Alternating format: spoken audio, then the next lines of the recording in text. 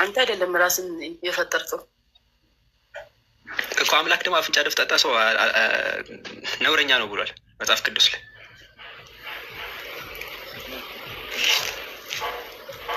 ያልሰማው እንደዛ ማለት አለበት። ግን እንደዛ የሚል ጽሁፍ ብታነብ እና አላነበብኩም፣ አልሰማውም እስከ ዛሬ ግን ይላል አሳይሽሽ።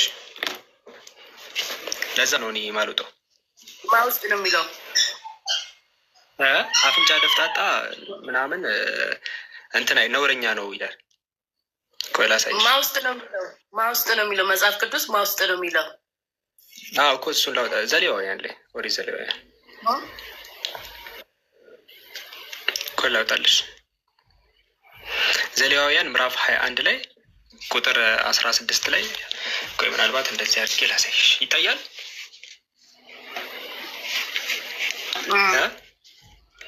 ያ እግዚአብሔር ሙሴን ቁጥር 16 ላይ እግዚአብሔር ሙሴን ተናገረው ይልና ለአሮን እንዲህ ብለህ ንገረው በዘር በትውልዳቸው ነውር ያለበት ሁሉ የአምላኩን እንጀራ ያቀርብ ዘንድ አይቅረብ ይልና ከዛ እውር፣ አንካሳ፣ አፍንጫ ደፍጣጣ፣ ትርፈከ አካል ያለው፣ እግረ ሰባራ፣ ጎባጣ ይዘረዝርና ነውረኛ ሁሉ አይቅረብ ይላል። ነውረኛ ሁሉ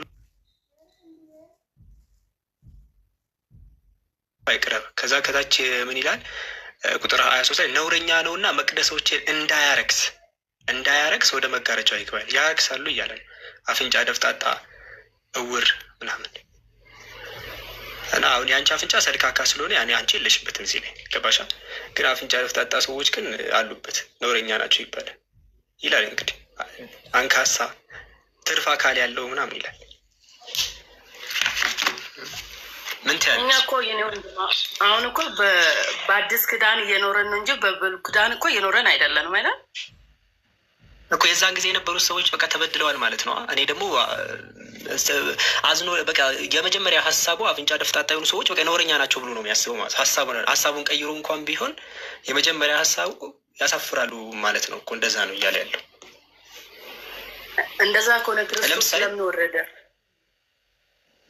ትርፍ አካል ያለው ለምሳሌ ከተባለ አሁን ትርፍ አካል ይኑረኝ ብለሽ አይደለም። ለምሳሌ አንዳንድ ሰዎች ትርፍ አካል ሊኖራቸው ይችላል። ግን ትርፍ አካል ያላቸው አካላት ፈልገው አይደለም። እነሱ ነውረኛ ናቸው ሊባል ድንክ ለምሳሌ አጭር ነው።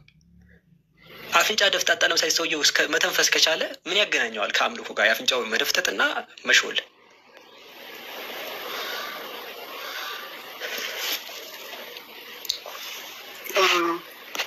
እንደዛ ከሆነ ለምን ክርስቶስ ምድር ላይ መምጣት አስፈለገው ነው? ለምን ዋጋ ከፈለ? እሱም ደግሞ እኮ በዘር እሱም ደግሞ ዘር ይመርጣል። ኢየሱስም በነገራችን ላሳይሽ ላሳይሽ።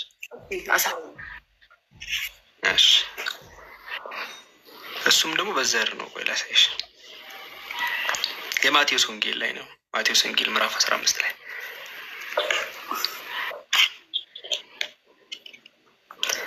አክሴፕት በይ እንዴ! አክሴፕት በይ። ጌሙን ከተሸነፍሽ እኮ ገና ልቀጣሽ እኮ ነው። ምን ሆነሻል? ትቀልጃለሽ እንዴ? እሺ ይኸው ላሳይሽ። ይታያል እዚህ ጋር ማቴዎስ ወንጌል ላይ ደግሞ የማቴዎስ ወንጌል ምዕራፍ 15 ላይ ነው። ምዕራፍ 15 ቁጥር 22 ላይ አንዲት ከነዓናዊት ሴት ትመጣለች። እናት የከናናዊት ሴት ማለት ነው። ከዛ ልጇ በጋኔል ይያዝባታል። ከዛ እዚህ ጋር ትመጣና ምን ትለዋለች? ጌታ ሆይ የዳዊት ልጅ ማረኝ፣ ልጄን ጋኔል ክፉኛ ይዟታል ብላ ጮኸች ይላል። ከዛ አንዳች አልመለስላትም ኢየሱስ፣ ምንም መልስ አልሰጣትም። ከዛ ደቀ መዛሙርቱ ቀርበው በኋላችን ትጮኻለች አሰናብታት እያሉ ለመኑት ይላል። ከዛ እሱም እኔ ከእስራኤል ቤት ለጠፉት በጎች በቀር አልተላኩም ማለት ነው። እኔ አይመለከተኝም ማለት ነው። ምክንያቱም ከነዓናዊት ናት እሷ፣ እስራኤላዊ አይደለችም በዛት። ከዛ እኔ ከእስራኤል ቤት ለጠፉት በጎች በቀር አልተላኩም ማለት አላት። ከዛ እሷ ጌታ ሆይ እርዳኝ እያለች ሰገደችለት ይላል። እርሱ መልሶ እኔ አብራራላት በጣም ሰፋ አድርጎ የልጆችን እንጀራ ይዞ ለቡችሎች መጣል አይገባ ማለት ነው። እኔ እስራኤላውያን ናቸው ልጆች ቡችሎች ናቸው ሌሎቻቸው አላት። አስቢው፣ እናት ልጇ ታሞባት እኔ አያገባኝም ይሄ ነገር እያለ ኢየሱስ። አንቺ እንደዛ ታደርጊያለሽ? አንድ እናት ልጇ ታሞባት የዚህ ሀገር ሰው ነክ የአሜሪካዊ ነክ እንደዚህ እንትናዊ ነ እኔ አገባኝ የልጆች እንጀራ ምን እንደዚህ ትያለሽ? ኢየሱስ ይኸው እዚህ ጋር ደግሞ እንደዛ ነው የሚለው ማቴዎስ ወንጌል ምዕራፍ 15 ላይ ምዕራፍ 15 ቁጥር 24 ጀምሮ ማለት ከ23 ጀምሮ አንዳች አልመለሰላትም ነበሩ ለመጀመሪያ አንዳች አልመለሰላትም ይላል መጀመሪያ ላይ። ከዛ ቀጥሎ እንትን አላት። አሁን የት ልክ ነው ብለሽ ታስቢያለሽ? እኔ ክርስቶስ በዚች ምድር እስከማውቀው ድረስ በምሳሌ ነው ብዙ ትምህርትን ያስተማረ። ሴትዮዋም እሱ ባወራት ነገር ላይ ስለመለሰች ራሷንም ስላወራች ማለት እውነታውን ስለተናገረች በእምነቷ እንደ ምሕረት እንደተደረገላት ነው የማውቀው። ትክክል ነሽ። ክርስቶስ ያለ ምክንያት ማለት አንድን ነገር ሲያስተምር ራሱን ግልጽ ሲያደርግ በምሳሌ ነው። ምሳሌ እኮ አይደለም እያወራ ያለው እዚህ ላይ። እሷ እኮ ጮሃ ሁላ መልስ ሊሰጣት አልፈልግም። ደቀ መዛሙርቶቹ ናቸው እየጮኸችብን ነው አሰናብታት ሲሉት ከእስራኤል ቤት የጠፉት በጎች እኔ በቀር አልተላኩ ማለት እሷ ናት። ታግላ ድጋሚ ስትሰግድለት እኔ የልጆችን እንጀራ ይዤ ለቡችሎች አልሰጥም አላት። ይሄ ማለት እኔ እኮ ቡችላ ነሽ እያላት ነው እኮ አይደለም፣ ግን የወረደ ደረጃሽ የወረደ ነው። ከእኛ ዘረኝነት አለ ነው እያልኩሽ ያለሁት። የራሱን ዘሮች እስራኤላውያን እንደ ልጅ አድርጎ መሰልና ሌሎቹን ደግሞ እንደ ውሻ አድርጎ መሰላቸው። ይሄ ዘረኝነት ነው እያልኩሽ ያለሁት። በምሳሌ ዘረኝነት ተናገረ ማለት። ለምሳሌ አንድ ሰው ግብፃዊ ሰው እኔ ለልጆች እንጂ ለቡችሎች እንትን አለን ቢል ግብፃውያንን እንደ ልጅ አድርጎ ሌሎቹ ቡችላ ናቸው ኢትዮጵያውያን እንደዛ ምሳሌ አድርጎ በቃ ዘረኝነትን እየተናገረ ነው። ከዛ እሷ ምን ብላለች ታውቂያለሽ? እንዲፈውሳት ያደረጋት ነገር አንድ ነገር ተናገራ ነው።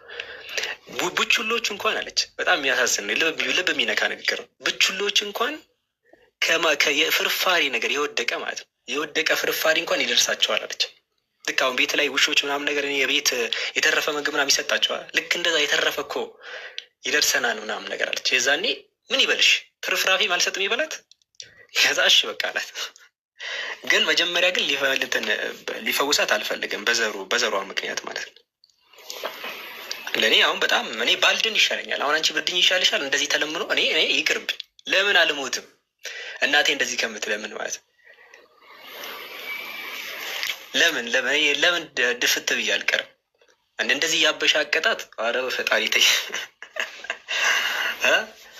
አንቺ ታመሽ ለምሳሌ እናትሽን እንደዚህ ቢላት ደስ ይልሻል? እናትሽን ለምሳሌ እየሰገደች ለአይን የቡችሎችን ምናምን ቢላት ደስ ይልሻል?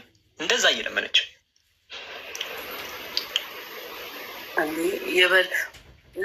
ለምሳሌ መኖር ከፈለኩ ደግሞ አደርጋለሁ እኮ እናትሽ እኮ እንደዛ እኮ ገባኝ። እንደዛማ በቃ ውስጥሽን ደስ ይለዋል። አሁን እናትሽን እንደዛ እየጮኸች መልስ አልሰጥ ብሏት ከዛ ከእስራኤል ቤት ለጠፉትን የተላኩት ምናምን እያላት አይኔ የቡችሎች ምናምን እንደዛ እየለመነችው ማለት ትርፍራፊ እንኳን ቢያንስ እያለችው ደስ ይልሻል? አሁን ዳር ሆነሽ ብታይ ይሄንን እኔ ደስ አይለኝም። እናቴ እንደዚህ እንድትለምን አልፈልግም። እንዴ የተሻለውን መታቆ እሷ ነው። ከእሷ በላይ እኮ አላውቅም። የተረዳችው መንገድ አለ፣ የራሷ መንገድ እውነተኛ የሆነው እና ደግሞ ጥቅም እንደምታገኝ ስላወቀች ነው እንደዚህ የምትለምነው። እምቢ ብሎ ትቶ ሲሄዳት እንኳን ማለት ነው። እሱ ለምን ይዝናናባታል? እሱ እንደዛ እሷ እኮ የልጇ የማህፀኗ ፍሬ ታሞባት ነው እንደዚህ የምትጮህ። መጮህ ፈልጋ እኮ አይደለም። የማህፀኗ ፍሬ ታሞባት እንደዚህ ልጇ ሆኖባት ነው፣ የልጅ ጉዳይ ሆኖባት ነው። ገባሽ? እንደዛ እየጮች እሱ ደግሞ መልስ አልሰጣትም ይላል። መጀመሪያ ላይ መልስ ሁላ ሊሰጣት ፈቃደኛ አልነበረም። ግን እኛ እንደዚህ አላምንም። አሁን ኢየሱስ እንደዚህ ነው ብዬ አላምንም። ሲያሁኑ ጸሐፊዎች የቀላቀሉት ነገር እንጂ መቼም አንድ እንኳን ኢየሱስ ቀርቶ ማለት ነው እንኳን ኢየሱስ ቀርቶ ይሄ ተራ የሆነ አካል የሆነ ቢያንስ አጋቾች እንኳን ይሄ ወንጀል የሚሰሩ ሰዎች እንኳን እናትን እንትን ይላሉ። ከእናት እንደተወለዱ ስለሚያውቁ እናታቸውን ስለሚያስቡ እንደዚህ አያደርጉም። እዚህኛው እኔ ጸሐፊዎቹ ኢየሱስ ላይ ዋሽተውበት ነው ብዬ ነው እኔ ማምነው እንጂ ጭራሽ እንደዚህ አይደለም። ኢየሱስ ተይ እንጂ መቼስ ከእውነታ መቼስ አንችልም። መጽሐፍ ቅዱስ ደግሞ እውነታው ነው። የተጻፈ ነገር በአጠቃላይ በአእምሯችን እኛ አይተን ነዋ። ታዲያ ለምሳሌ አሁን ኢየሱስ እንደዚህ አድርጓል፣ አሁን እናትን እንደዚህ አንገላቷል ስትባይ አዎ ብለሽ የምትቀበይ? ተይ እንጂ እኔ እኮ መጽሐፍ አነባለሁ፣ መንፈስ ቅዱስ ራሱ ያስረዳኛል። ከኔ ኢየሱስ ጻድቅ ብለሽ ታምኛለሽ? ኢየሱስ ጻድቅ ነው ብለሽ ታምኛለሽ? አዎ። ጻድቅ የሆነ አካል እናትን እንደዚህ ያደርጋል? ከሱ በላይ ምንም ላቅ አልችልም። የተማርኩትንም ያወቅኩትንም እሱን ስለሰማው እሱን ስለተጠቀሙ እኔን አውቃለሁ። ችግር የለም። የኛውን ነገር እንትን ችግር የለም። ግን ከሱ በላይ ደግሞ በዚህ ማን ሊያውቅ ይችላል? የትኛውም እውነታው የትኛውም ውሸት ከክርስቶስ በላይ የለም በታች። ስለ ኢየሱስ ብዙ ሰዎች ያወራሉ፣ ብዙ መጽሐፍቶች ያወራሉ። አሁን የትኛው ትክክል ነው የትኛው ስህተት ነው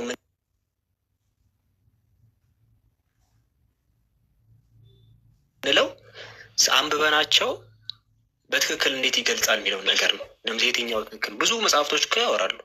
ገባሻ? ያንን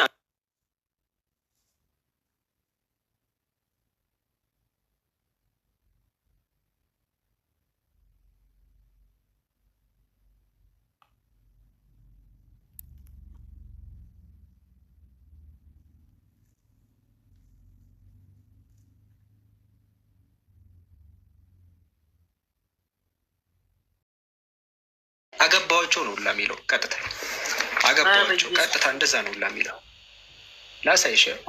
እንደውም ቀጥታ እግዚአብሔር ይላል መጽሐፉ። ያው በመጽሐፉ ደግሞ የቅድሙ በስልክ አፕሊኬሽን ላይ ያለውን ያሳይሽ። የመጽሐፉ ደግሞ ቀጥታ ያው ሁለት ሴቶች ነበሩ በግብፅ ሀገር አመነዘሩ፣ በኮርዳን ጡቶቻቸው ወደቁ እያለ ያው እዚህ ጋር እኔም አገባዋቸው ይላል። ቴሻ አቅልም ያዋሉ ላገባዋቸው የሚለውን ፓርቲ ነው። ከዛ እንደውም የቅድሙ በብልታቸው ከዛ በኋላ ትላልቅ ብትፈልገውን ሄዶ ያለበት ፓርቲ ላይ ይኸው በጎን በስልገት አካላቸውም ይላል። ይኸው እዛ ጋ ይኸው አካላቸውም እንደ አህያ የሆነ ዘራቸውም ደግሞ እንደ ፈረስ የሆነውን እነዚያን በፍቅር ተከተሻቸው ይላል። ገባሻ? መጀመሪያ ለሱ ሆኖ ነበር። ከዛ ትተውት ሄዱ። ለምንድን ሄዱት? ለምንድን ሄዱት? ትላልቅ ብልት ፈልጋ ማለት ነው። እንደ አህያ በምሳሌ ነው የሰጠው። እንደ አህያ ብሎ ማለት ነው። አይተሽ ታውቂያለሽ? አህያ ሰፈር ላይ ምናምን ምናልባት ገጠር አካባቢ ካለች አታውቂም ማለት ነው። ችግር የለውም። ብቻ ግን እግዚአብሔር ደግሞ እየነገረች ነው። ስጋቸው እንደ አህያ ስጋ እንደ አህያ ነው አለ። ለዛ እንደዛ ነው። ይኸው መጽሐፍ ቅዱስ እየተጨመረ ነው። ሊሆን አይችልም። በቃ ልንገርሽ ጠቅሱን ሕዝቅኤል ምዕራፍ 23 ይኸውልሽ። ሕዝቅኤል ምዕራፍ 23 ከቁጥር 1 ሕዝቅኤል ምዕራፍ 23 ከቁጥር 1 ጀምረሽ እስከ 20 ድረስ ያዥው። 23 20 ሕዝቅኤል ምዕራፍ 23 ቁጥር ይኸው መጽሐፍ ቅዱስ ራሱን እኮ ነው ያሳይሽ። ይኸው መጽሐፍ ቅዱስ ሃርድ ኮፒ ማለት ነው።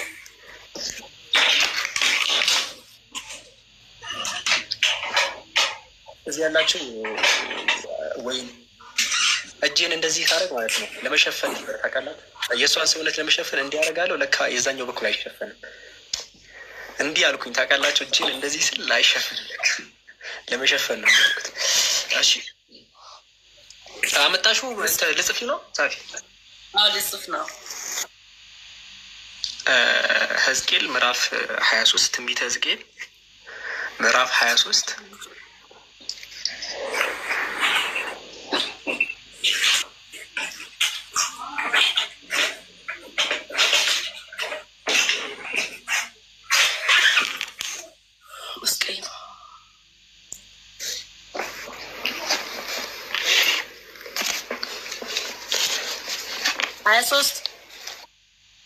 ምዕራፍ 23 ከ1 እስከ 20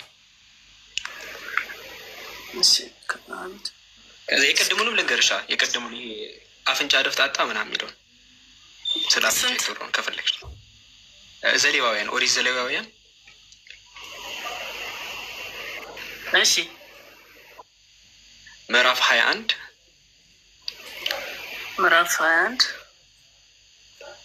ከ16 እስከ 23 16 ከ23 ከ16 እስከ 23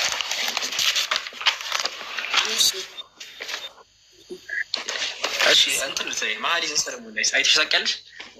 ይህንን አንብበሽ መኃልየ ሰሎሞን ላይ ያው እዚህ ጋር መጽሐፍ ቅዱስ ላይ ያው መኃልየ ሰሎሞን የሚለውን ልንገርሽ። ሁለት ሴትና ወንድ ነው የሚያወሩት ምናምን ነገር እና ሴቷም ታወራለች ምናምን ነገር።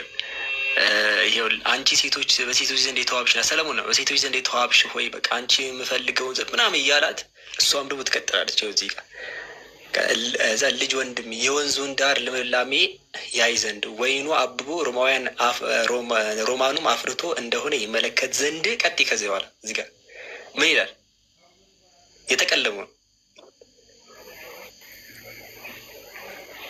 የተቀለበው አቅልም ይልሻል። ይህ ሰለሞን መጽሐፍ ላይ ነው የሚኖረው። እኔ መጽሐፍ በዚህ አምጥቶችን ይሰጥሃለሁ ምናምን አለችው።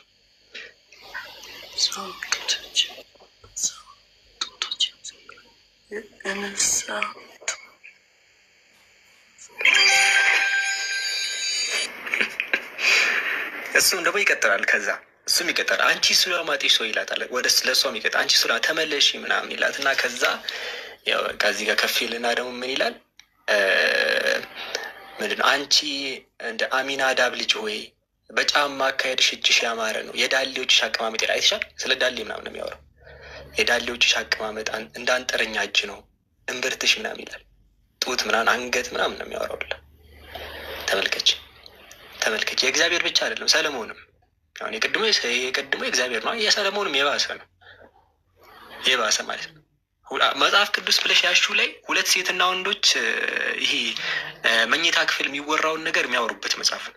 ያው መኝታ ክፍል እኔ እኮ ለምን እንደዚህ ተወራ አላለሁ፣ ችግር የለብኝም ነገር ምክንያቱም ባልና ሚስቶች ከሆኑ ሁኬርስ። ግን የመመሪያ መጽሐፍ ላይ ግን እኛ ዊዶን ሀፍቱ ነው ታት አይደል እንዴ አሁን በዚያ ጡቶችን ስጣት እኛም ሁኬርስ ገባ። እዚህ ጉዳይ ላይ እኛ መግባት የለብንም ነው ገባሽ? የአምላክ መጽሐፍ ነው አይደል? ይሄ የአምላክ መጽሐፍ ሳይሆን የሁለት የግለሰብ እንትን ነው። ይኸው ስለ ዳሌዎቿ ይነግራታል ምናምን ሁላ ማለት ነው። ስለ አንገትሽ ይላታል። አንገትሽ እንደ ዝሆን ጥርስ ነው፣ ሁለቱ ጡቶች እንደ ሁለት መንታ ሚዳቆ ናቸው ይላል። እምብርትሽ በዚህ ገብቶ ነው። ከአፍንጫሽ ወደ ደማስቆ አፍዛዥ እንደሚመለከት እንደ ሊባኖስ ግንብ ነው።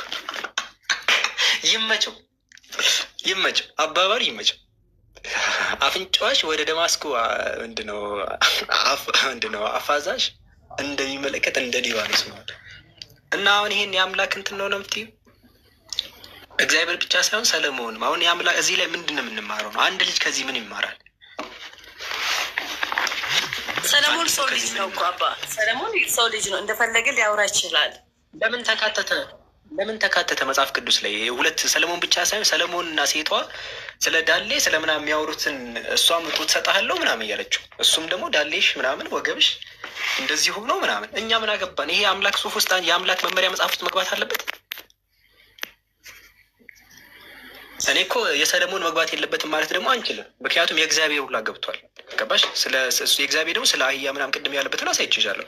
ስለ አህያ ብልት ምናምን ያወራል። የባሰ ማለት ነው። ይሄ እውነት አይደለም። ይሄ እየተጨመረ ነው አይደለም።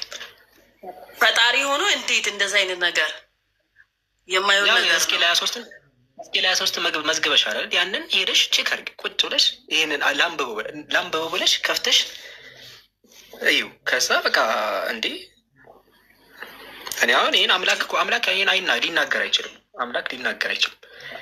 እንደዚህ አይደለም። ይሄ እኮ ግልጽ ነገር እኮ። ግን ሰዎች ናቸው፣ ሰዎች እንደዚህ ይጽፋሉ። ገባሻ? የጻፈው ማን ነው? ጻፊው ማን ነው? አይታወቅም። ዝም ብሎ ይጽፉና እስኬል ነው ምናምን ይላሉ። አሁን እስኬል እንደዚህ ይላል እንዴ? አሁን ቅድሜ ነገር እስኬል ነው ምናምን ይላሉ፣ ግን እንደዚህ አይደለም። አይ ትንቢተ ሕዝቅኤል ነው የሚለው። የቀደው ትንቢተ ሕዝቅኤል ምዕራፍ 23 ነው ቅድም ያልኩሽ። ግን ለምሳሌ የሆነ ጽሁፍ ላይ በነቢይ ስም ሊሰይሙ ይችላሉ። አሁን የአሁኑ ጽሁፍ ላይ ለምሳሌ አሁን ዝም ብዬ እኔ የኢየሱስ እንደዚህ ምናምን ብለው የኢየሱስ ነው ማለት ነው አይደለም። ተነስቼ ዝም ብዬ እንትና ስም ስለተሰየመ አይደለም። እንደ ሁሉም ሰዎች እኮ ሲነሱ የእኛ ሃይማኖት እንደዚህ ነው የሚሉት። አንቺ ትመረምሪያለሽ ነው። አንቺ በፍሬው ነው የምታውቂው። የሆነ ነገር ትክክል ነው ወይስ አይደለም የሚለውን በፍሬው ነው የምትመለከቸው። አሁን የፈለገ በነቢያት ስም ቢሰየም እንኳን ውስጡ ስለ ሴት ልጅ ጡትና ዳሌ ምናምን የሚያወራ መጽሐፍ ይሄ የአምላክ መጽሐፍ ሊሆን አይችልም። አምላክ ራሱ ሁለት ሴቶችን አገባ ተብሎ ጭራሽ ደግሞ ሴቶቹ ማገጡብኝ፣ ከዛ ደግሞ ጭራሽ ደግሞ ትላልቅ ብልት ያላቸው እንደ አህያ ጋር የሄዱት ይሄ እኮ ጭራሽ ይሄ እኮ አንቺ እንዲህ ምን ሆነሻል? ተይ እንጂ ታስከስ ሚስማር እንዳይዘም። ይህ ትክክለኛ መጽሐፍ አይደለም። ይሄ የተጨመረ መጽሐፍ ነው። እኔ እስከማውቀው ድረስ መጽሐፍ ቅዱስ እውነትና ውየት የሆነውን ነው፣ ትክክለኛ ማንነቱን ነው የሚያስተምረን እንጂ እስከ ዛሬ እንደዚህ አይነት ነገር ተምሬ አላውቅም፣ አይቼም አላውቅም። ይሄ እውነተኛ መጽሐፍ ነው። ያምር የተጨመረ ነው። የትኛውም ሰዓት እንትን ትይዋለሽ። እሺ እርቃን እግዚአብሔር። ቆይ አንድ ነገር ሌላ ነገር ልጨምርልሽ።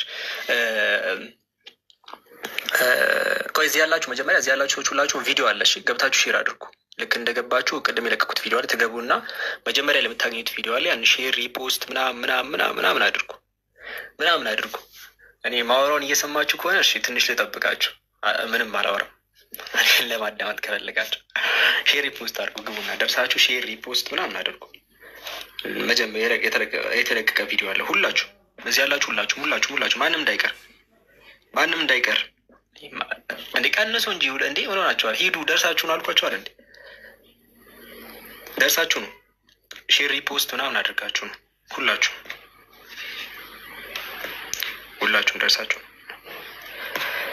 ደርሳችሁን ሁላችሁ። እሺ እንትን አንድ አካል አንድ አምላክ አሁን ተአምር ነው ብሎ 3 ዓመት አሁን ለአምላክ ለምሳሌ ተአምር ነው ብሎ ሰውን ራቆቱን 3 ዓመት ያዞራል ብለሽ ታምኛለሽ? እርቃን ራቆት ማለት ነው።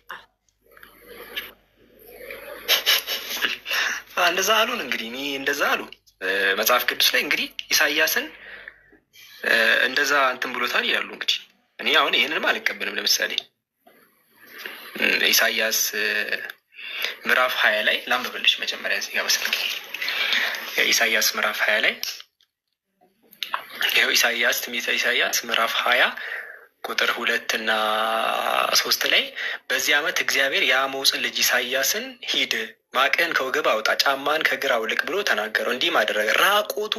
ራቆቱንም ባዶ እግሩንም ሄደ። ጫማም ሳያደርግ ራቆቱንም ማለት ነው።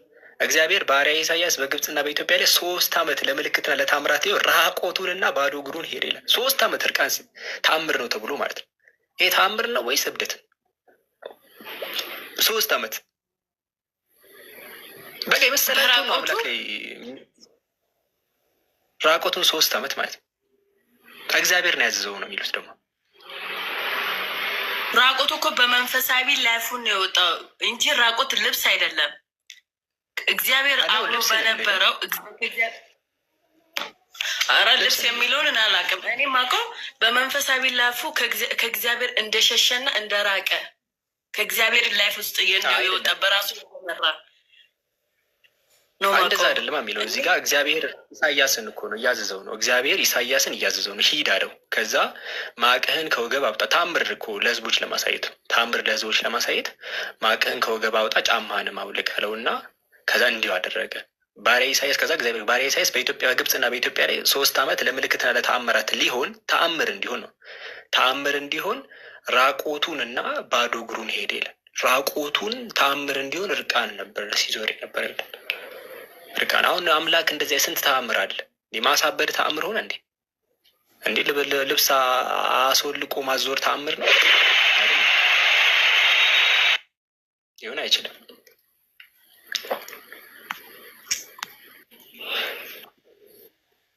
እኔ ራቆት የሚለው ነገር በመጽሐፍ ቅዱስ የሚወጣ ብቻ ነው የማውቀው። አይደለ? ስለ መንፈስ ቅዱስ አይደለም የሚያወራው። እንደዚህ ነው የሚያወራው። ነፍሰ ጡር ቀደዱ የሚል ነገር ታውቂያለሽ? ነፍሰ ጡር ሴት ቀደዱ እንደዚህ ነፍሰ ጡር መቅደድስ ነፍሰ ጡር መቅደድ እርጉዞቻቸው ይቀደዳሉ ይላል። ምን ትያለሽ? እርጉዞቻቸው ይቀደዳሉ መጽሐፍ ቅዱስ ማላይ ነው የሚለው። ላውጣልሽ አይደል እንዴ? ምን አስጨነቀሽ? ለመቀደድ ለምን ትቸኩያለሽ? እንደዛ ልበልሽ?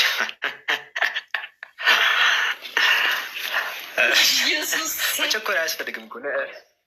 ነፍሰ ጡር ይቀደዳል የሚለውን ለማየት ትቸኩያለሽ? ታረጋ ቢያንስ ውሃ ጠጭ እንጂ ምን ሆነሻል እንዴ? ነፍሰ ጡር ይቀደዳል የሚል ነገር ለማየት እሺ፣ ያው ሆሴ ላይ ነው። ያው ሆሴ ትንቢተ ሆሴ ጻፊው ከፈለግሽ ይሄንን ሆሴ ምዕራፍ 13 ቁጥር 16 ላይ ምን ይላል? ስለ ሰማሪያ እየተናገረ ስለ ሰማሪያ ሀገር ነው የሚናገረው። ትንቢተ ሆሴ ምዕራፍ 13 ቁጥር 16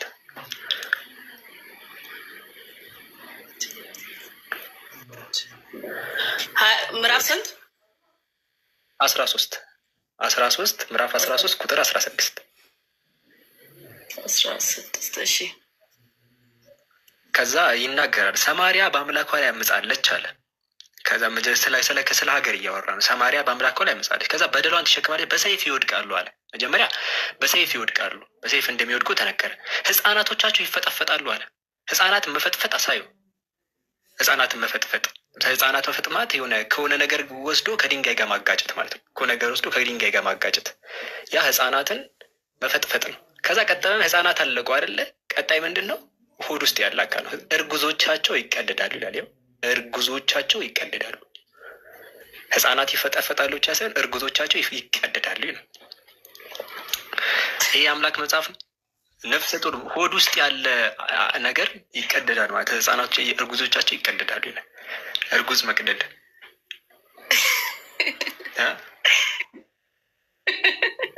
አምላክ እንደዚህ አይነት ነገር ያዛልት ያለሽ እርጉዞች ይቀደዳሉ የሚል ነገር አስቢ። ሆድ ውስጥ ማህፀን ውስጥ ገና እኮ አልወጣም እኮ ልጁ ገና ምን አውቆ ነው? አስቡት። ገና ውስጥ ሆኖ ቢላዋ ሲገባ ሆዱ ላይ ማለት ነው። ቢላዋ ጠቅ ምን በቃ አይታወቅ ማብራሪያ የሚሰጠው ሰው ላይ የለም። ገና ዓለምን ሳያየ ተቀዶ ነው እዛ የጀመረው። ህፃናቶች ዓለምን ያየዋት ገና ምንም የማያውቁ አካላትም ህፃናቶቻቸው ይፈጠፈጣሉ ይላል።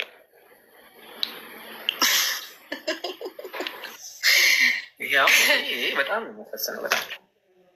በጣም እኛ ህፃናቶች ምናምን እንደዚህ እንጃ። እንግዲህ የአምላክ ቃል የተባለው እንግዲህ መጽሐፍ ቅዱስ እንደዚህ ለዛ እኛ መጽሐፍ ቅዱስ እኔ አልቀበልም። ለምሳሌ ለዛ እንደዚህ አይነት ነገር አምላክን የሚያቆሽሽ ነው። አምላክ ማያደርጋቸውን ለምሳሌ ቅድም እንደነገርኩ ስለ ጡት ስለምናምን ማግባት፣ ብልታቸው ረዘም ያሉ ቦታ ሄዱብኝ ማገጡብኝ ምናምን ይሄ እኮ ሰው ራሱ መጥቶ እንደዛ ቢል እኔ ይደብራል። እንኳን አምላክ እርቃን ማዞር አፍንጫቸው ደፍጣጣ ስለሆነ እንዳይመጡ ምናምን ይሄ ሰዋዊ ነገር ነው። ጠቅላላ ሰዋዊ ነገር ነው። ስለዚህ ለዛ እኛ መጽሐፍ ቅዱስ ያምላክ ቃል ነው ብለን እኛ አንቅ። አንድ እስቲ ቀለል ያለ ነገር ልጠይቅሽ፣ ቀለል ያለ ነገር ልጠይቅሽ። ለምሳሌ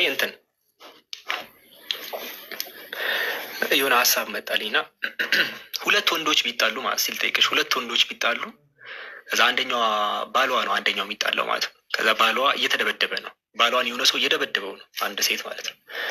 ባሏን እንደዛ እየደበደበው ነው እና ምን ታድርግ? መሀል ላይ ከተቀላቀለች እሷንም ሊደበድባት ነው። እዚህ ምን አደረገች? በቃ የሆነ ሰውየው ደካማ ጎኑን ያው ብዙ ጊዜ ለሴቶች ራሱ እኮ ትሬኒንግ ይሰጣል አይደል? ስልጠና ስፖርት ምናምን ሲሉ ወንዶች ስለሚሆኑ በጉልበት ልታሸንፊያቸው አትችይም። አንዳንዴ ለማታሸንፊያቸው ሰዎች አሉ። ለምሳሌ በጣም ስትሮንግ ጡንቻ ያለውን ሰው ሄደሽ አሁን እግርሽን ብታነሺ ምናምን ነገር የሆነ ዝንብ ያረፈበት ሁላ ሊመስለው ይችላል። አንዴ ገፍቶ ሊጥልሽ ይችላል። አንዴ ማለት ነው። አንዴ እንዲህ ከገፋሽ ትወቂ ትችላለች። ለዛ ለሴቶች ምንድን ነው የሚነገረው? የወንድ ልጅ ደካማ ጎኖቹን ላይ ጥቃት ማድረስ፣ ጥቃት በሚመጣ ሰዓት ላይ ማለት ነው። እንደዛ ነው የሚሆነው። ለዛ እሷ ባሏ እየተደበደበ ነው። ለምሳሌ ደካማ ጎኖች ምንድን ናቸው? አይን አለ ለምሳሌ ደካማ ነው። የአንገት አካባቢ ላይ ደካማ ነው። የብልት አካባቢ ደካማ ነው። ገባሻ? እነዛ ቦታ ላይ ወዲያው ሴንሲቲቭ ቦታዎች ናቸው። እሷ ባሏ እየተደበደበ ባሏን ለማዳን ምን ታደርግልሻለች? ባሏን ለማዳን ሄዳ የሰውየውን ብልት ትይዝና ታስጥለዋለች። ከዛ ባሏ ዳነ፣ ተረፈ። ባሏን አዳነች። መጽሐፍ ቅዱስ ምን እንደሚል ታውቂያለሽ? በዚህ ጉዳይ እጇን ቁረጧት ነው የሚለው። እጇን ቁረጧት። ባሏ በቃ ብልት ነካች በሚል ሰበብ ማለት ነው። ባሏን ለማዳን እኮ የታገለች እና ይገደል፣ እጇን ቁረጥ። የሰው መሆኑ እንደዚህ የሚታወቀው ሰዋዊ መሆኑ ማለት ነው። እጇን ቁረጥ ይላል። አንቺ ለምሳሌ ባልሽ ወይ አባትሽ እየተደበደበ ምንም ነገር ነው የምታደርጊው ለማስጣል። አባትሽን አድነሽ እንኳን ባልሽን አድነሽ እንኳን መጽሐፍ ቅዱስ ብልት ነካች፣ በቃ እንዲህ ለምንድን የነካችው? መንካት ፈልጋ እኮ አይደለም፣ ሰው ለማስጣል ነው። አይ በቃ ነካች፣ እጇን ቁረጡ። ይኸውን አምላክ እንደዚህ የሚፈርድ ይመስልሻል? አስቢው፣ ያቺ ሴት ለባሏን እያስጣለች አይ ብልት ነክተሻል፣ እጅሽ መቆረጥ አለበት ስትባል ማለት ነው።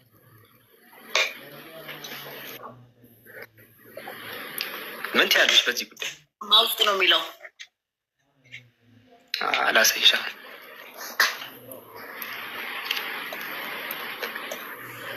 እኔ ገርሞኝ ጀግና ተብላ ትሸለማለች ብዬ ስጠብቅ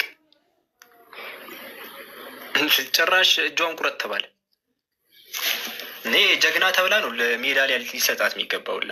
ያው ኦሪት ዘዳግም ምዕራፍ 25 ቁጥር 11 ላይ ያው ቁጥር 11 ላይ ዘዳግም ኦሪት ዘዳግም ምዕራፍ 25 ቁጥር 11 ቁጥር ስንት? ቁጥር 11 ቁጥር 11 ዘዳግም ምዕራፍ 25 ቁጥር 11 ያው የተሻለ ይኸው እዚህ ጋር ሁለት ሰዎች አለ ያው ሲናገር ሁለት ሰዎች እርስ በርሳቸው ቢጣሉ የአንደኛዋ ሚስት ባሏን ከሚመታው ሰው ታድን ዘንድ ይላል። ሲናገር ያው የአንደኛው ሚስት ባሏን ከሚመታው ሰው ታድን ዘንድ ነው የሚለው። ሌላ ነገር ፈልጋ አይደለም የሚለው። ለማዳን ባሏን ለማዳን ታድነው ዘንድ ብትቀርብ እጇን ዘርግታ ብልቱን ትይዝ እጇን ቁረጥ አይና ያራራላት። እንዴ እሷ ባሏን ለማዳን እየታገለች እኮ ነው። አሁን ምንድን ነው የሚባለው? በቃ ሰዋዊ ነገር ነው። ሰዋዊ ነገር በቃ ሰው ያዘጋጀው መጽሐፍ ሲሆን እንደዚህ ነው። በቃ አሁን ይህን ቦታ የጻፈው ሰው በቃ ብልት አትንካ የሚል ነገር ጭንቅላቱ ላይ አለ። የራስ መከላከል የሚባለውን ነገር እንትን አይለው።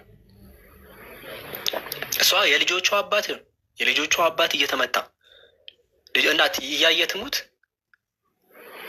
ትሙት እጇን ቁረጥ ማን ነው ቁረጥ የሚለው እያለ ኮሜንት ላይ ይኸው እጇን ዘርግታ ብልቱን ብትይዝ የቁጥር 12 ላይ እጇን ቁረጥ አይንህም አትራራላት ይላል።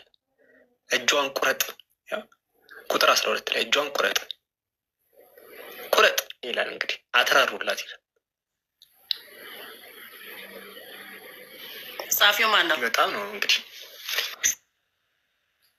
እንዲህ የኦሪት ህግ እኮ ነው። ከእግዚአብሔር አለ እንዲህ የኦሪት ህግ። መቼስ እኮ ሁሉ መጽሐፍ እኮ እግዚአብሔር አልጻፈም፣ በትእዛዝ ነው የተጻፈ እኮ። የእግዚአብሔር እስትንፋስ ስላለበት እኮ ነው። እስትንፋስ እዚሁ ላይ መጽሐፍ ቅዱስ ላይ ያለው መጽሐፍ ቅዱስ ላይ የተካተቱ ጽሁፎች በአጠቃላይ አምላክ ወይ በቀጥታ ወይ በተዘዋዋሪ ስለተሳተፈበት ነው እንጂ የአምላክ ቃል እኮ ሊሆን አይችልም። እንደዛ እኮንማ ለምሳሌ አንቺና የሌላ ሰው ንግግር እኮ እዚህ ላይ የሚካተትበት እንደ ህግ ሆኖ ይህን ተከተሉት ተብሎ ሲገባ የአምላክ ቃል ስለሆነ ነው የሚገባው። እንደዛ ነው የሚታመኑ። የአምላክ ቃል ስለሆነ የሚገባው እንዲመሩበት ማለት ነው።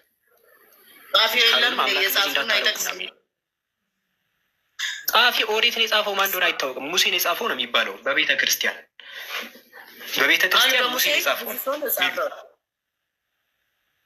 ሙሴ መጽሐፍ ላይ ብዙ ሰው ነው የጻፈው። ማን ጻፈው? የጻፈ እኮ እያንዳንዱ ማን የጻፈ ማን እንዳቋረጠ በማላይ እንደቆመ እኮ መጽሐፍ ቅዱስ እያንዳንዱን እውነታውን ይነግራል እኮ።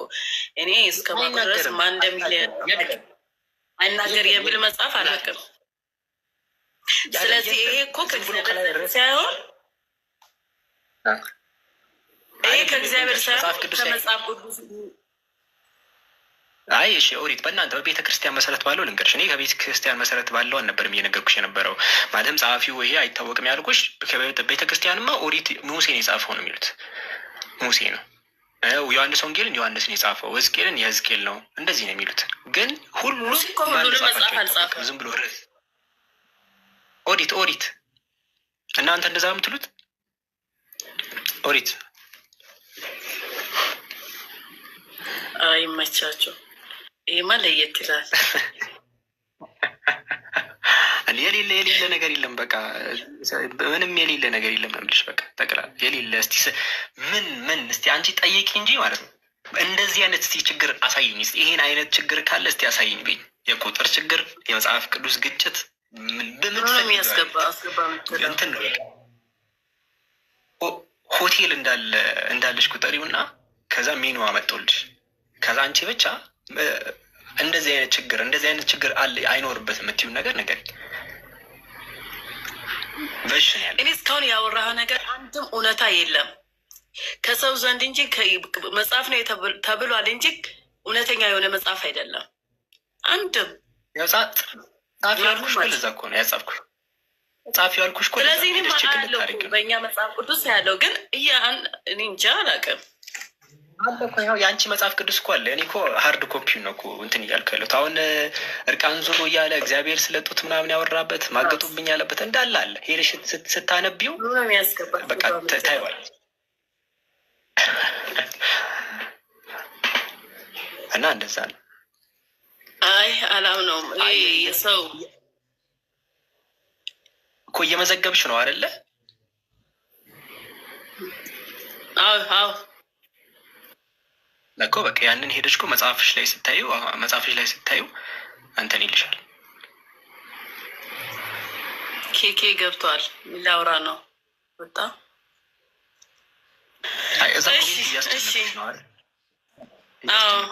አሁን እሺ አምላክ ነው ብለሽ ነው የምታምኘው? አምላክ ነው ብዬ ነው ማምነው። እስከ ዛሬ ያመንኩትም የተከተልኩትም እውነተኛ መንገድ ያሳየኝ እሱ እንደሆነ ነው የማውቀው። ከዚህ በፊት እውነተኛ መንገድ ያልተራመድኩትን ቤት መራመድ እንዳለብኝ ያሳየኝ፣ ላይፌን ነገሬን ያስተካከለኝ አምላክ እኮ አለው። እሱ ራሱ አምላክ እኮ አለው። የሚያመልከው አምላክ አለ። ማን ነው አምላኩ? የእሱ አምላክ ማን ነው? ይኸው ላሳይሽ፣ ራሱ የተናገርበትን ላሳይሽ። አምላክ አለኝ ብሎ የተናገርበትን ላሳይሽ። መጀመሪያ ጻፊ አንቺ ዮሐንስ ወንጌል ምዕራፍ 20 ቁጥር 17 ላውጣልሽ። ከዛ ዮሐንስ ወንጌል ምዕራፍ 20 ቁጥር 17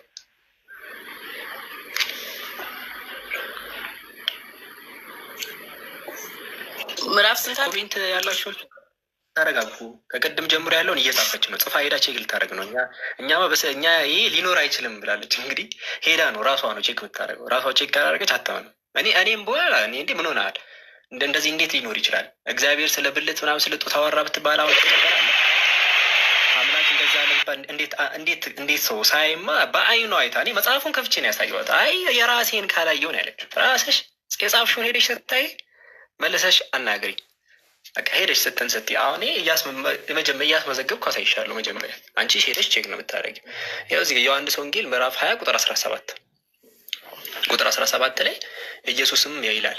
ኢየሱስም እዚህ ጋር ዮሐንስ 20:17 ላይ ነው። እንደዚህ ጋር ሎድ የሚያደርግ ነገር መጣ። ይሰማል ድምጼ? አስገባ ትላለህ እንዴ? እስቲ የሆነ ነገር ሎድ እያደረገ ነው። አንዴ ላስተካክል።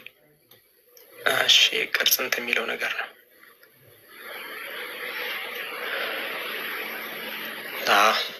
እሺ ይታይ። አሁን መጥቻለሁ። ይኸው እዚህ ጋር ካይሽ ዮሐንስ ወንጌል ምዕራፍ 20 ቁጥር 17 ላይ ይኸው ገና ወደ አባቴ አላርኩምና አትንኪኝ፣ ወደ ወንድሞችሽ እኔ ወደ አባቴ ወደ አባታችሁ ወደ አምላኬና ወደ አምላካችሁ አድርጋለሁ ብለሽ ንገሪያቸው አለ። ለመግደላዊት ማርያም ምን ብሎ ነገራት? ወደ አምላኬና ወደ አምላካችሁ አድርጋለሁ ብሎ ነው የነገራት።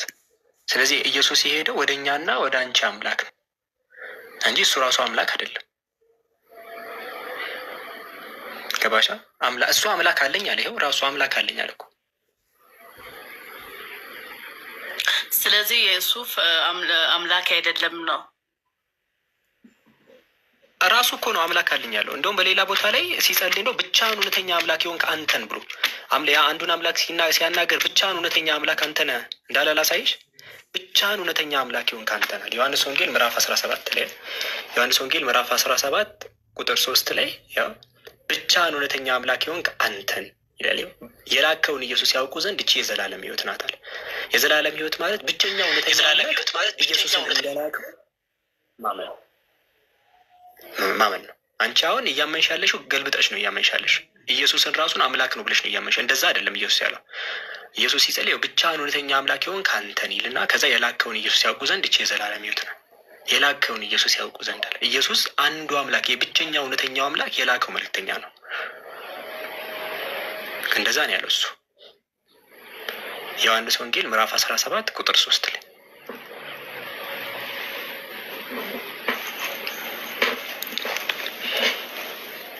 ብቻ እውነተኛ አምላክ የሆንክ አንተን የላከው ነው። ስለዚህ ኢየሱስ ብቸኛ እውነተኛው አምላክ የላከው መልእክተኛ እንጂ ይላል መልእክተኛ እንጂ ይላል።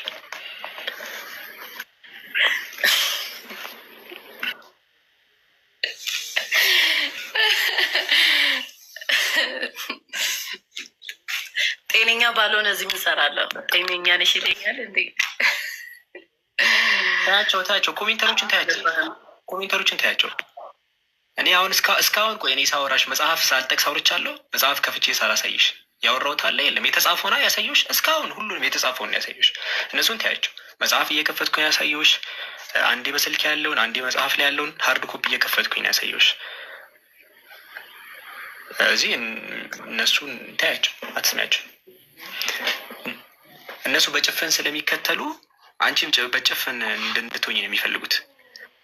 እንደ አንድ እሷ የራሷ አእምሮ አላት። ሰዎች በቃ አንዳንድ ሰዎች ማለት ነው እነሱ እንደዚህ ከሄዱ አንቺም እንደዛ እንድትሄጂ ነው የሚፈልጉት። ማለትም እነሱ የተጫኑትን ነገር እንድትጫኝ ነው የሚፈልጉት።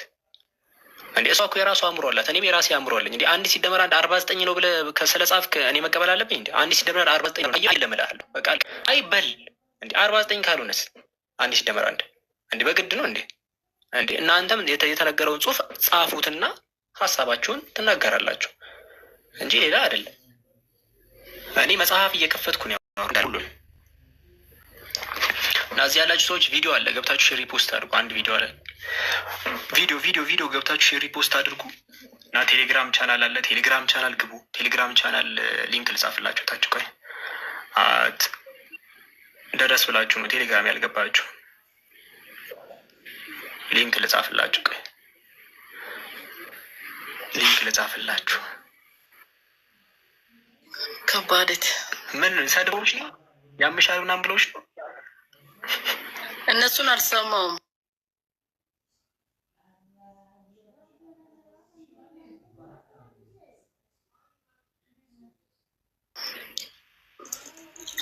እነሱን ከሰማማ ጥሩ አይሆንም። ኧረ አትስሚ። አንዴ ምን ሆነሻል? አንዴ ታች ሊንክ እያስቀምጥኩላችሁ ነው። ታች ያኛውን ኮፒ አድርጋችሁ ቴሌግራም ላይ ሰርች ካረጋችሁ ቴሌግራም መግባት ትችላላችሁ። እኔ የጻፍኩትን እሺ፣ እኔ የጻፍኩላችሁን @ፌዝ ትሩዝ 22 ቁጥር ያለው @ፌዝ ትሩዝ 22 የሚለው ከታች እየጻፍኩላችሁ ነው። ከታች እየጻፍኩላችሁ ነው። እንትን በሉ ያንን ኮፒ አድርጋችሁ እንትን ብሎ ቪዲዮ አለ እና ይጨመር አልበዛም፣ እንጨምር ሌላ የምትፈልጊ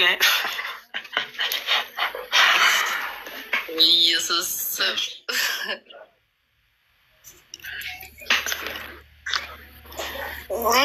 ሴት ልጅ ሰው እንደምታረክስ ታውቂያለሽ? አንድ ሰው ሴት አጠገብ ከደረሰ ለምሳሌ አንድ ሰው ተጋብቶ እንኳን ከሴት ልጅ ጋር በቃ መጋባት ሴት ልጅ ሲጀመር ታረክሳለች። ከታች ኒው ላይፍ የምትለው ሰው ዮሐንስ 5:30 እኔ ከራሴ አንዳች ላደርግ አይቻለኝም ብሏል ኢየሱስ። ያው ነገርኩልክ። አንዱ ሰው ይህንም ነገርልኝ አለ እኮ ዮሐንስ ወንጌል ምዕራፍ 5:30 ላይ እኔ ከራሴ አንዳች ላደርግ አይቻለኝም ብሏል ኢየሱስ። ከራሱ ምንም ማድረግ አይችልም። አንዳች ላደርግ አይቻለኝም ከራሴ ያለ ዮሐንስ ወንጌል ምዕራፍ 5:30። ለምሳሌ ብዙ ነገሮች የሚያደርገው በአምላክ እገዛ ነው። አምላክ እንገዛ ነው። ለምሳሌ አጋንንት የሚያስለቀው ማቴዎስ ወንጌል ምዕራፍ 28 ላይ ምዕራፍ 12 ቁጥር 28 እንደዛ ላይ ምን ብሎ ይናገራል? እኔ በአምላክ መንፈስ ነው አጋንንት ማስለቀቀው ይላል። የሚያደርገውን ነገር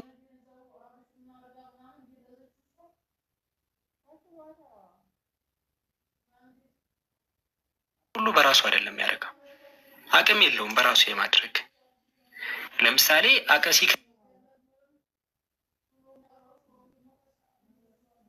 ወደ ይናገር ነበር ዮሐንስ ወንጌል ምዕራፍ 12 ላይ አድነኝ የለም አድነኝ፣ ጨንቆኛ፣ ነፍስ ይታወካል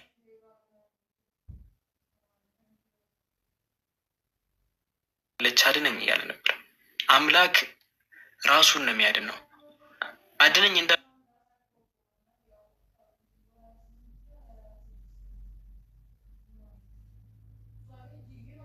በተቀልሽ አድነኝ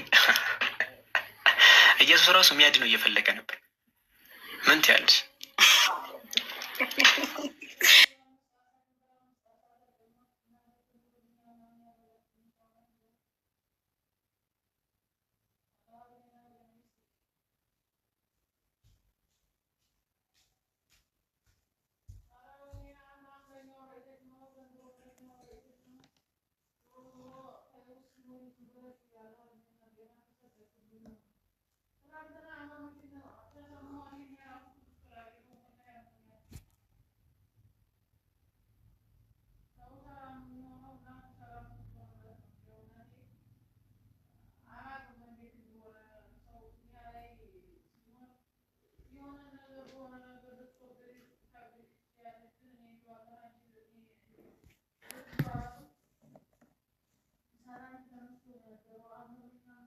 ነገሯችሁ ይህ በቃ ሰው ነው ከአምላክ ሰምቶ የሚያስተላልፍ ሰው እና ፍጡር እንጂ ሌላ አይደለም።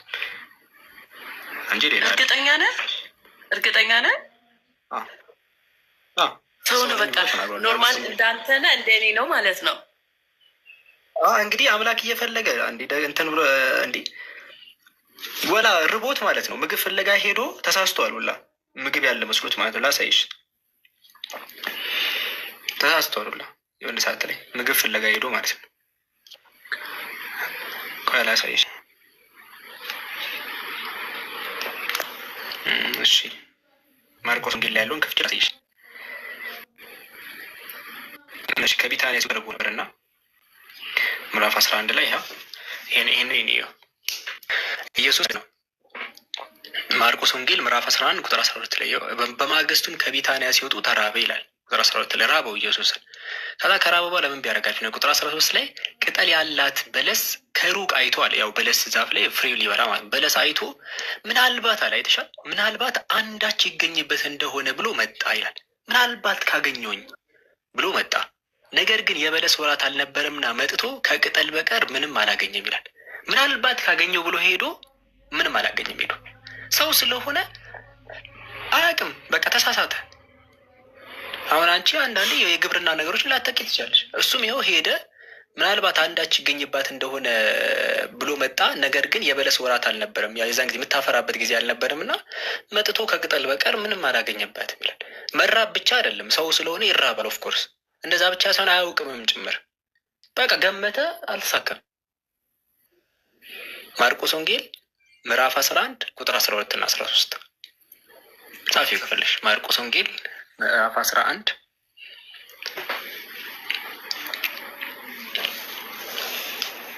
ነው። ማርቆስ ወንጌል ምዕራፍ 11 ምዕራፉ 11 ነው። ቁጥር ደግሞ ከ12 እስከ 13 ምዕራፍ 11 ቁጥር ከ12 እስከ 13 እና እንግዲህ ርቦት አንቺን ሲል ነበር።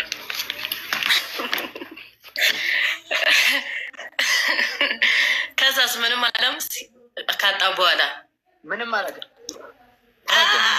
ተናዱ ምንም አላለም።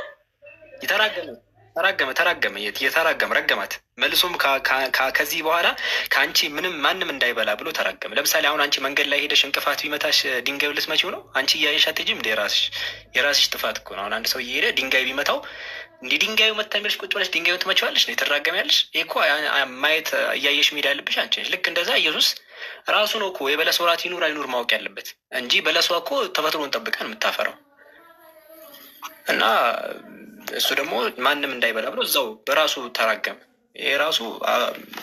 የራሱን ጥፋት ወደ በለሷን እያደረገ ያለ አለማ የራሱ ማወቅ ነው። ስመለስስ ምን እኔ አሁን እንትን ይሄ ለምን ገመተ ነው? አሁን ይሄ ጥያቄ ለምን ገመተ? ለምሳሌ ምናልባት አንዳች ይገኝባት እንደሆነ ምናልባት ለምን እንደዚህ ይላል? አምላክ ቢሆን እኮ አለ ወይ የለም ነበር የሚለው። ኢየሱስ ግን ምናልባት አንዳች ካገኘው ምናልባት ብሎ ነው ሄደው። ይሄ ማለት እውቀት እንዳሌለው ነው የሚያሳየው። እሺ እንደዛ ሲመለስስ ስመለስስ እንጀት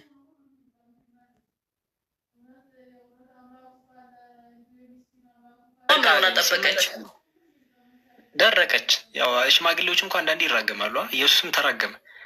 አስቢው እና እርግማን አሁን ይሄ አሁን የማን ጥፋት ነው? ቆይ በለሷ እንትን ማለት አለባት፣ ማፍራት አለባት ያለ እንትን ነው። እሱ የራሱ እውቀት ችግር እኮ ነው። ደስ ትለያለ። እያቸው የመዘገብሻቸው ወደ እንትን እያቸው ከዛ ስታያቸው እንትን እንትን ትያለሽ እና በጣም እንትን ነው። መልሰሽ ጠይቅኝ እያንዳንዱ አሁን ዛሬ ነገርኩሽን ነገር በአጠቃላይ መዝጊቢያቸው እና ከዛ በኋላ በቃ ይኸው ይሄን አይቼዋለሁ ይሄን አይቼዋለሁ ምናምን ብለሽ እንትን ትይኛል የሚሉሽን እነሱ ራሱ የሆነ ነገር በዚህ ምክንያት ነው ያላወቀበት ምክንያት እንዲሆንበት ምክንያት ምናምን ይሉሻል። እንደዚህ የሆነበት ምክንያት ምክንያቱም በቃ መልስ የላቸውም። አንቺ የሰዎችን ሀሳብ እንትን አትበይ። ሰዎች በራሳቸው እንትን የሚሉትን ነገር እንትን አትበይ። የራስሽን አእምሮ ተከትለሽ እዩ። በቃ አምላክ ከሆነ አምላክ ያውቃል ነገሮችን፣ ሌላ ነገር የለው እና እንደዛ ነው። እና ልጅ መልሼ አገኝሻለሁ፣ መልሼ እመጣለሁ። አሁን ሊሆነ ሰው ፎንት አትጥፊ፣ አየት አድርገሽ መተሽ ንገሪኝ። እሺ እሺ። መልካም ቀንሽ። ለአንተም እብደት ማለት እንዲህ ነው። ቪዲዮ አለ፣ ፕሮፋይል ጫኑና መጀመሪያ የምታገኙት ቪዲዮ አለ። እንዴ ቪዲዮ ሼር አላረጋችሁም ጋይስ? እያዩኝ እኮ ነው። እኔ በአንደኛው ስልክ ያለው ቪዲዮ ሼር አልተደረገም። የሆነ ስራችሁን ስሩ እንጂ ምን ሆናችኋል እንዴ? እንደዚህ አይነት ነገር አለ እንዴ?